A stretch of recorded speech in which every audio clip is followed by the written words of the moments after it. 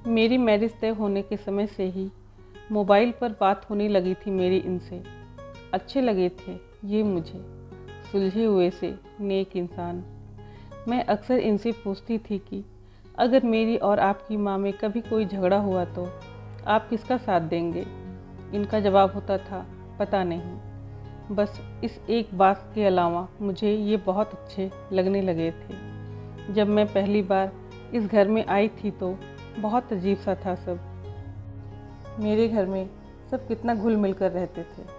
कभी कभी तो हम मजाक मजाक में किसी एक को चिढ़ाने के लिए उसकी थाली में रखे खाने को खा जाते थे। और यहाँ मजाल है कि कोई एक कमरे में एक टेबल पर बैठकर भी खाना खा ले। सब राजा बाबू, सबको अपने अपने कमरे में खाने का शौक। इनकी माँ से बड़ा डर लगता था मुझे, जाने कब टोक दे। मैं कभी भी सुबह सुबह उठने की आदी नहीं थी, पर यहाँ नियम से जल्दी उठ जाती थी। एक बार देर से नींद खुली तो देखा कि सासू माँ किचन में नाश्ता बना रही हैं। मेरी प्राण ही सूख गया कि आज तो सासू माँ मेरी जान ही ले लेंगी। पर कुछ कहा नहीं सासू माँ ने, बस पूछा कि तेरे लिए भी सेक दूँ या नहा कर खाएगी। मुझे लगा लेट उठने पर व्यंग कर रही हैं मुझ पर। सासू माँ का साड़ी पहनने का तरीका बड़ा सलीकेदार था और मुझे साड़ी से चिढ़, पहनने में घंटों लग जाते थे, फिर पहने पहने काम करना। अजब हाल था मेरा। हर आधे पौने घंटे में फिर से सब ठीक करना पड़ता था, नहीं तो सासू माँ टोक देती कि तमीज़ नहीं है क्या, ठीक से पहनो। एक बार तो चिढ़ ही गई, बोली कि जब नहीं पहनना आता तो या तो सीख लो या जो आता है वो पहनो, कार्टून क्यों बन जाती हो। बहुत रोना आया था मुझे। एक तो इतनी मेहनत करो, ऊपर से सुनो भी। मैंने भी ठान लिया कि अब साड़ी जाए चूल्हे में। पति की भी बड़ी खराब आदत थी। घर आते ही पहले अपनी माँ के पास आकर बैठ जाते और कभी कभी तो घंटों बैठे रहते।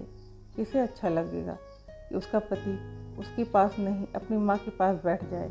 ना जाने क्या खुसुर फुसुर करते दोनों।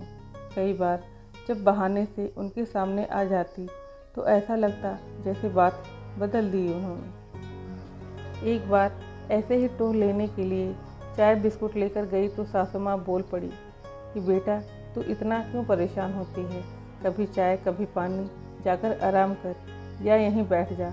उस दिन तो मैं चली आई, पर सोचा कि जब खुद ही कह रही हैं तो कल से साथ ही बैठूंगी।